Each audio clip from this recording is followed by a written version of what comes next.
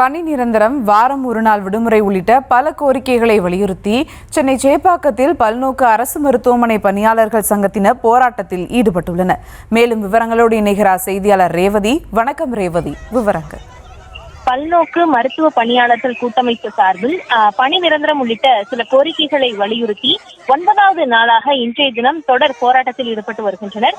இன்றைய தினம் குறிப்பாக சென்னை சேப்பாக்கம் விருந்தினர் மாளிகை அருகில் இருக்கக்கூடிய பகுதியில் சாலையில் அமர்ந்து தங்கள் கோரிக்கைகளை முன்வைத்து இந்த போராட்டத்தை முன்னெடுத்திருக்கிறார்கள்.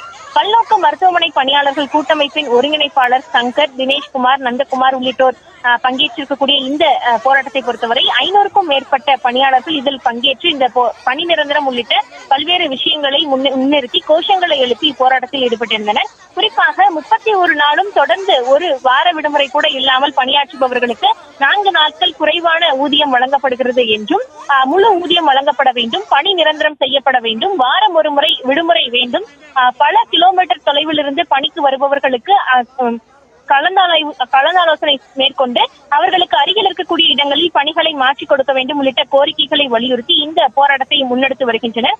இந்த ஆர்ப்பாட்டத்தை பொறுத்தவரை அகில இந்திய பல்நோக்கு மருத்துவமனை பணியாளர்கள் சங்கத்தின் கூட்டமைப்பு தலைவர் கணேசன் இதில் முக்கிய பங்காற்றி இருக்கிறார்.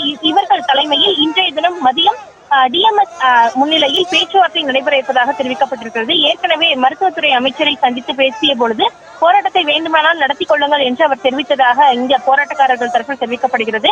தொடர்ந்து 9வது நாளாக இந்த காத்திருப்பு போராட்டத்தை நடத்தி வரக்கூடிய நிலையில் காவல்துறையினர் போராட்டத்தை மேற்கொண்டவர்களை கைது செய்து அவர்களை அழைத்து சென்றிருக்கிறார்கள். அதில் ஒரு பெண் மயக்கமடைந்து அவர்களுக்கான சிகிச்சையும் அளிக்கப்பட்டது. தொடர்ந்து இந்த போராட்டங்கள் நடந்து வரக்கூடிய நிலையில் இன்றைய தினம் போராட்டத்தில் மேற்கொண்டவர்களையும் கைது செய்து அழைத்து சென்றிருக்கிறார்கள். மதிய நேரத்தில் டிஎம்எஸ் வளாகத்தில் இந்த பேச்சுவார்த்தை தொடர்ந்து நடைபெறும் என்றும் அதற்கு பிறகாக அடுத்த கட்ட நடவடிக்கைகள் குறித்து தெரிவிக்கப்படும் என தெரிவிக்கப்பட்டிருக்கிறது.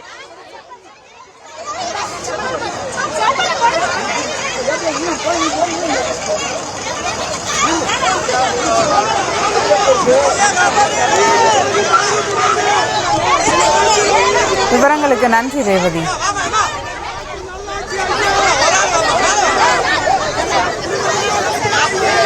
Vamos!